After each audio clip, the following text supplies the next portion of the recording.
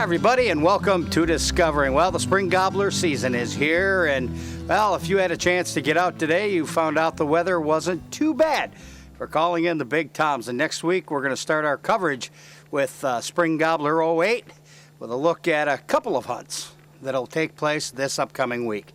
Well, we're going to look back at a hunt last year. It's a great time to take your son or daughter out hunting wild gobblers. It's a great introduction to hunting. Last year, I found an 11-year-old lad that was, well, just take a look.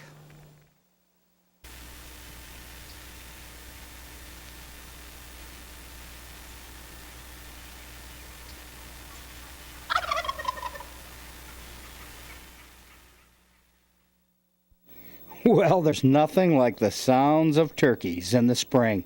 The toms are displaying in hopes of attracting a mate, while dominant toms are getting aggressive, protecting their harem of hens.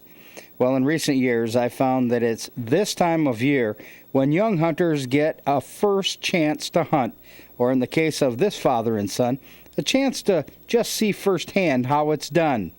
Now, Pat Muffler and his son Philip of Chalkley Township and I have been out on a few occasions talking turkey. Now, Philip was too young to hunt last year, but he certainly learned a lot from his dad, who was on the pro staff for Hunters Specialties and a contributor to their national outdoor television program.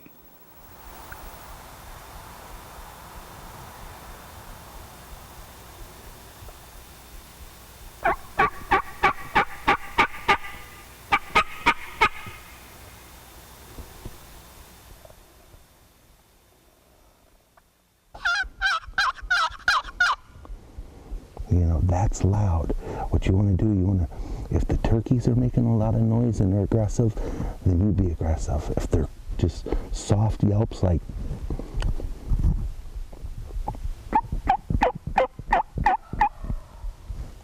yeah. Hear that gobbler? Hear that fired them up? Nice and soft.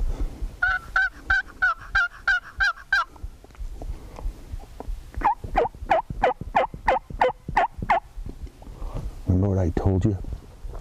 The more calls you got with you, the better. See, we've been running this box call, yeah. And that gobbler never gobbled at all. As soon as I used a mouth call, it was something different he hasn't heard in a while. You got him to gobble. Okay. I'll show you something else. This crow call right here, yeah, is good in the middle of the day to get him to give up his location.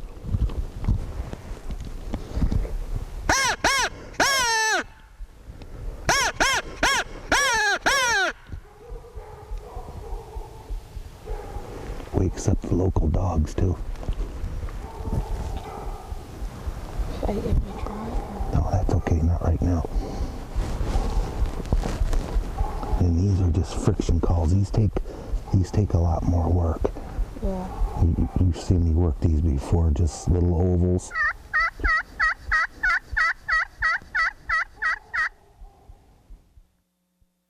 Well, Pat and I were out on opening day 2008, and you can see that next week. Plus, a demonstration of Hunters Specialties' new mouth calls. Meanwhile, I've known young Kenny Ludke of Felch since he was a baby, and he's grown up in a family that hunts, fishes, and traps. Last spring, I spent a couple of mornings with this talented young lad and his mentor, Father Ken, who has patiently taught his kids the advantage of the great outdoors.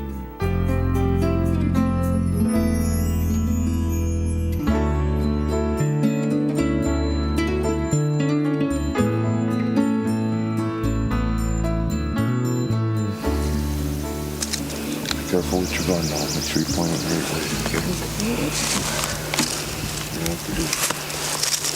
You comfortable there? Yeah. Okay. Rest it on your knee. You got your face mask? Yeah. And keep your hands covered up some, okay? Yeah.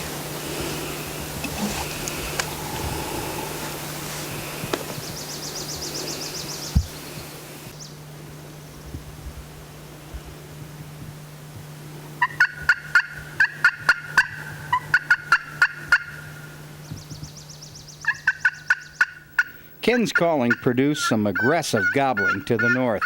and this guy, suspected to be a Jake, was coming on strong. Once he hit the field, he started to hesitate.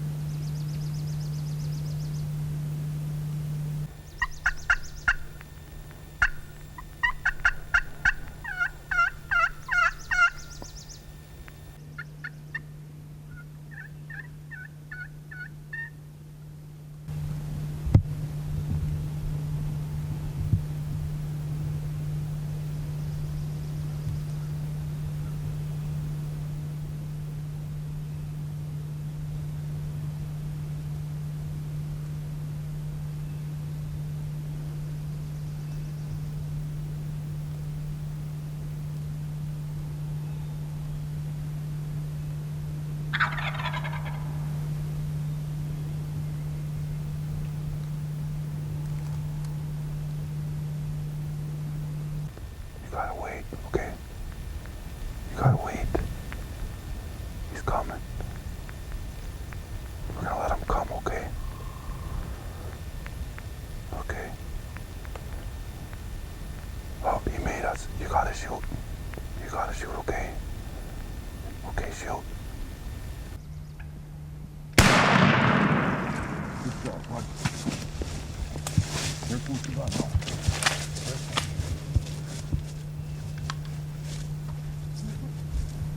Good shot, bud. Wow, did he go down, eh? Oh, boy, was he pretty coming out, huh? Yep. Spitting and drumming, strutting. Oh, look at that bird, bud. Your first turkey. Yep. Oh, yeah. Nice little beard on him, eh? Boy, he did everything for us. Yep. Well, congratulations on your first bird. Proud of you. Wow. Was that something? That was quite the morning, huh? Yep. I mean, that was perfect. Come right up in the sun here and he was all beautiful and strutting and wow. Yeah, it's a bigger Jake. It's a nice bird. Nice bird. Nice shot. I can't believe you were that steady. I wasn't even that steady. I was getting nervous for you. Boy, nice job. Well, before we do anything, let's unload the guns. Point them in a safe direction, all right?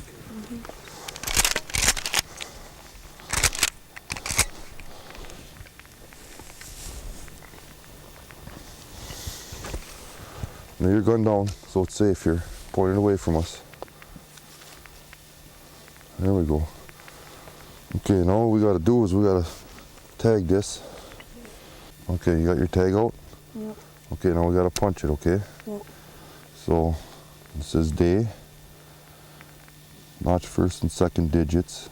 Today is the 6th. Yep. Okay, so we'll punch the 6th, okay? Yep. And then the month, May. Okay.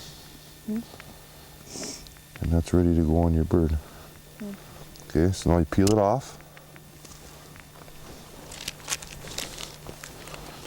What we're going to do is put it right around the leg, kind of evenly.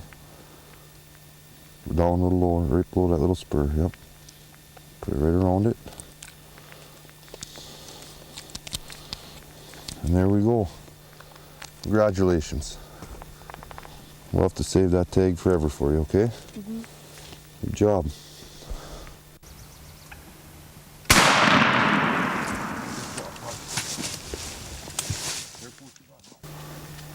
Okay, and it's just about just about everybody through now. Yeah, yeah. The daughters are ready to hunt, and now it's time with the boy. And he just went through hunter safety, the class portion of it, and over the years he's gone with me, and he's learned a lot. And I can't stress enough gun safety. And he's doing really well. His first bird.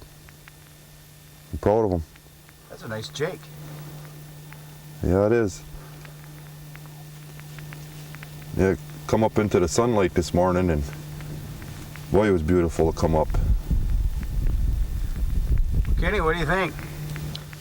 Well, I don't know. Pretty exciting hunt, eh? Yep. Were you nervous? Yeah. Was A little bit. Were you shaking a little? Yeah. Yeah? Well, that's what it's all about, bud. We put a heck of a shot on that thing. It was at least 40 yards. Yeah, it was 40 yards, and I was hoping he'd come a little closer, but I think he made us a little bit, and when he gave that retreat call, that one putt, I told him to shoot, and he had it right on him. Couldn't believe it. He's been practicing a lot, though, hasn't he? Oh yeah, we shoot a lot of trap, and then same time we shoot trap, it's gun safety all the time, and it's learning all the time. He loves shooting at geese, and he loves hunting. Well, bud, that sure was a good morning, huh? Now we gotta go home, show your sisters. Yep. Yeah, and your mom will be happy. Good job, bud. Good job.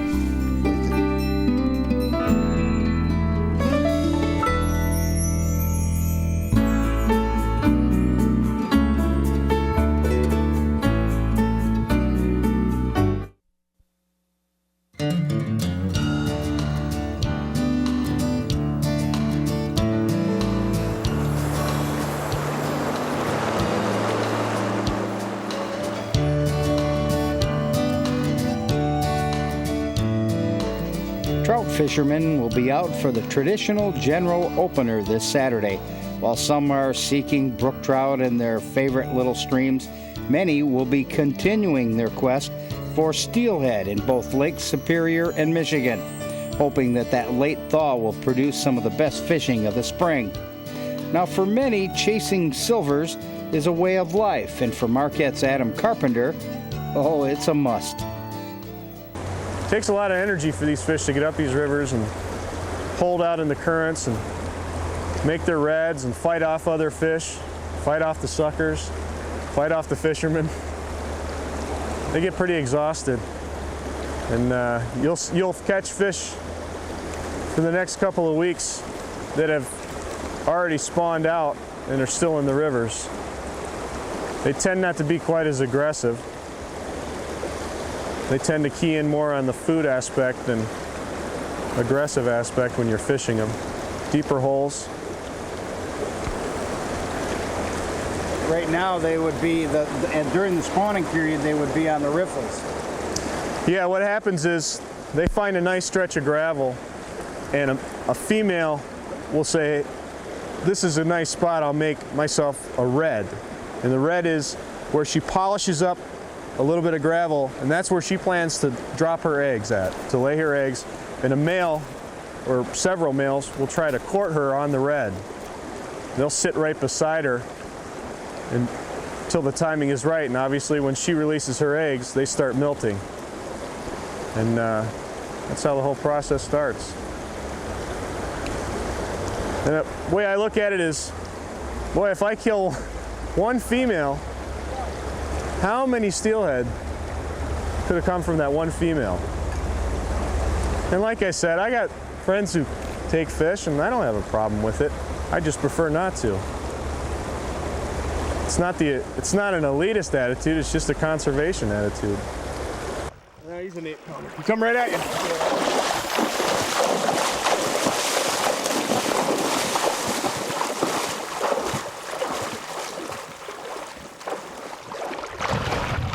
There he is. All right. Nice buck. He's all scarred up on the top of his head from the other males. See that? See the scars on him? It's not a wild fish. He's clipped. Boy, you sure fought. He fought good. He ran some really, really hard runs.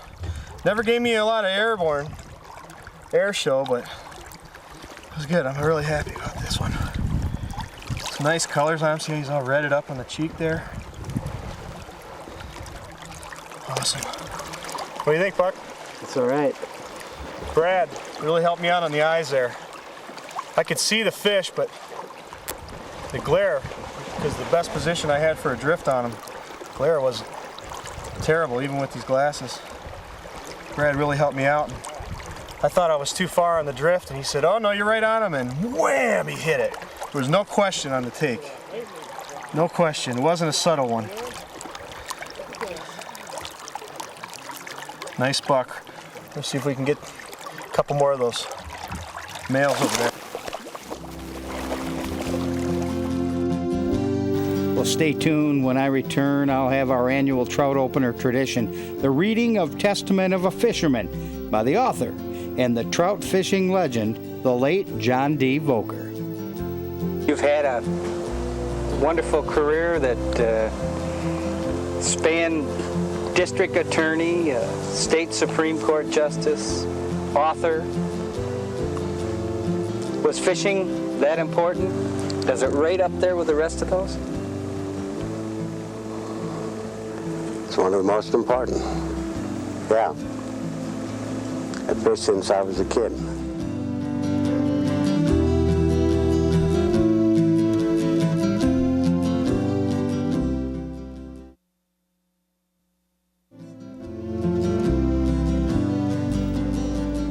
I fish because I love to. Because I love the environments where trout are found, which are invariably beautiful, and hate the environments where crowds of people are found, which are invariably ugly.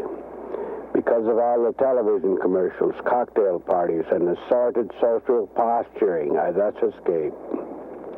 Because in a world where most men seem to spend their lives doing things they hate, my fishing is at once an endless source of delight and an act of small rebellion. Because trout do not lie or cheat and cannot be bought or bribed or impressed by power, but respond only to quietude and humility and endless patience. Because I suspect that men are going along this way for the last time, and I, for one, don't want to waste a trip. Because mercifully there are no telephones on trout waters. Because only in the woods can I find solitude without loneliness. Because bourbon out of an old tin cup always tastes better out there. Because maybe one day I will catch a mermaid. And finally, not because I regard fishing as being so terribly important, but because I suspect that so many of the other concerns of men are equally unimportant and not nearly so much fun. Is that the truth? That's it. Amen. The congregation is dismissed.